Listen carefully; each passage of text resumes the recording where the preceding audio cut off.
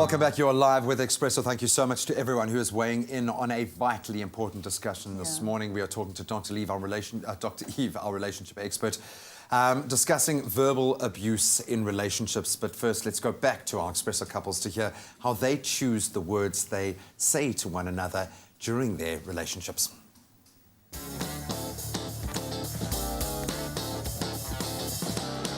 How important are the words you choose to use in your relationship? So very important. Very, very important. You have to be cautious and conscious of what you say. Don't just speak.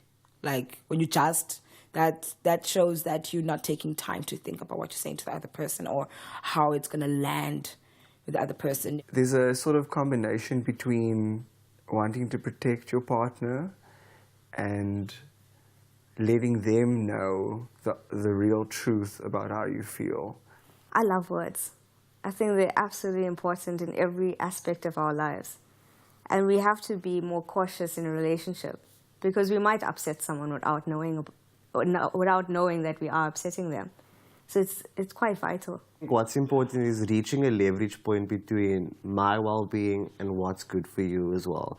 So if something is bothering me, and if I bring it up to you and it's something that will be sensitive for you, I will definitely choose my words very carefully to not make you feel upset or not to upset you. Thank you so much again to our Expresso couples exhibiting the right way to go about things, but we are certainly focusing on the massive negative influence. And we spoke to a caller who very bravely spoke about her own relationship and the verbal abuse happening and physical abuse happening within that. And we've now got Hester on the line who has got some advice for Marshall. Hester, very good morning. Good morning. I would just like to say that I was in basically the same situation, and I just walked out. I actually had him arrested, and then I walked out, financial, physical, spiritual, the whole bang shoot, and if I can do it, anybody can. How were you able to do that? What was the tipping point? What was that moment? I assume there was a moment that gave you the strength to do that, Hester. Yes. My son was asleep already. He was small. He was 6 years old.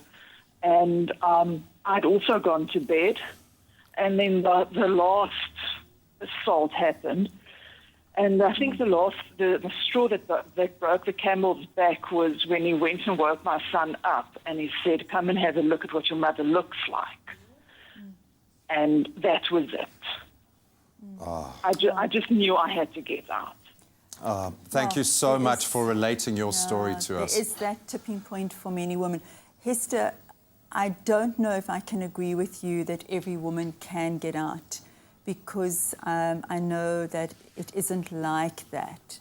And I don't want to judge women that can't get out. It's incredibly difficult to do it. You were bold, you were brave when you just decided at that moment you couldn't take any longer and you got out, and many women reach that point.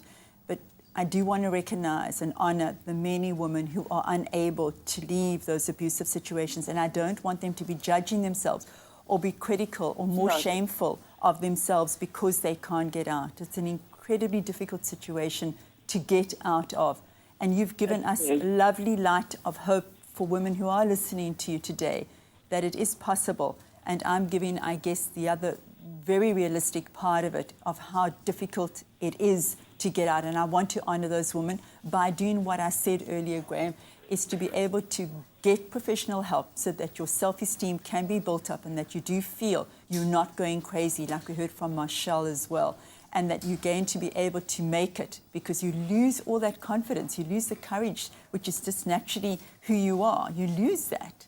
And so it's very difficult to make decisions and to be conscious about how do I even put this together. It feels so overwhelming to be able to move out of a situation. I mean, we know, just like with regular breakups, ending of relationships, how hard those are to do.